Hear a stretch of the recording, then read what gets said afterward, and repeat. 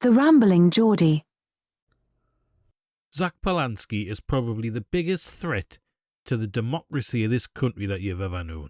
This absolute clown show was on Good Morning Britain this week giving an interview, and my God, you've got to hear the absolute wet that comes out of this guy's mouth. I don't think we should be making these on a case-by-case basis. I think we need to have consistency and also make sure we stick to the rule of law.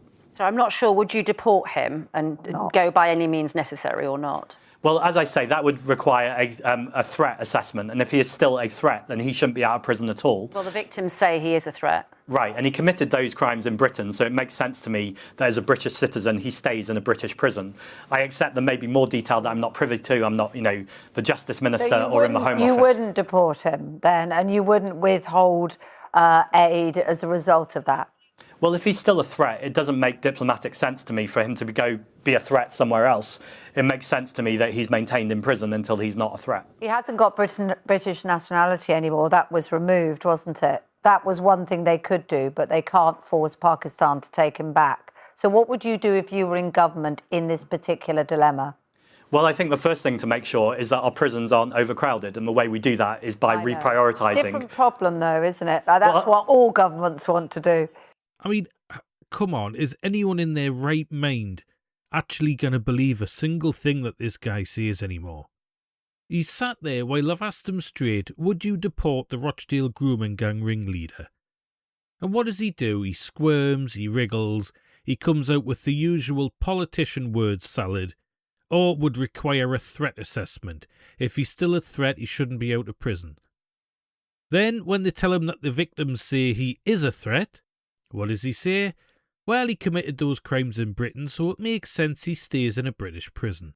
My God, honestly, how do people take this guy seriously? A British prison. The man's citizenship was stripped. He's a Pakistani national. Just because he threw his passport away doesn't mean he's not a Pakistani national. But Palansky still can't bring himself to say the obvious words, deport him. This, ladies and gentlemen, is suicidal empathy in human form. These politicians, Palansky, the Greens, the soft left, the whole lot, spent years pushing mass migration on all of us. They told us it was enrichment, diversity, we're all stronger together. They called anyone who raised concerns a racist or a bigot. They opened the doors, waved them in, and now when the evidence is right in front of our faces, grooming gangs in Rochdale, Rotherham, Telford, Oxford, Newcastle, the knife crime, the no-go areas, the parallel societies, they still can't admit migration on this scale is causing massive problems. And when it does go wrong, when these people we imported start behaving appallingly, which 99% of them do straight away anyway, raping our daughters, grooming our children, stabbing our lads, what do? They never take responsibility for it. Never. Instead, they make excuses. It's a threat assessment. Diplomatic sense. He committed the crimes here, so he stays here. Absolute fucking nonsense. They'd rather keep a convicted child rapist on British soil, monitored at our expense, than do the thing that would actually protect the public in the first place. Send him back to Pakistan where he belongs. This is the same Zack Polanski whose party wants amnesty for illegal migrants. The same man who bangs on about compassion and human rights, but only for the people who come here and cause chaos. British victims? They can go and whistle. The girls who were passed around by those grooming gangs, well, their trauma doesn't matter as much as not upsetting the migrant community or looking racist. And that's the real scandal. Not just one politician on one morning telly show. It's that they've convinced millions of people that even when the evidence is slapping them in the face, the grooming gang scandals that went on for years while authorities looked the other way for fear of racism accusations, the disproportionate involvement in certain crimes, the sheer scale of problems that come with uncontrolled migration, people still can't bring themselves to say it out loud. Why can't you just admit it, man? Because the brainwashing has been that effective.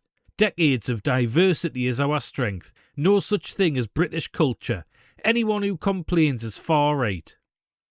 So now, even when foreign criminals are released back into the communities after destroying young girls' lives, half the country's still too scared or too indoctrinated to say, get them out. Palansky and his type will never take responsibility. They'll never stand up and say, we got mass migration wrong. We imported problems we didn't need. We betrayed the British working class who had to live with the consequences. Instead, they'll just keep wriggling. Keep making excuses. Keep protecting the rights of the criminal over the safety of the victim. Keep calling it suicidal empathy compassion when it's actually just suicidal stupidity dressed up as morality.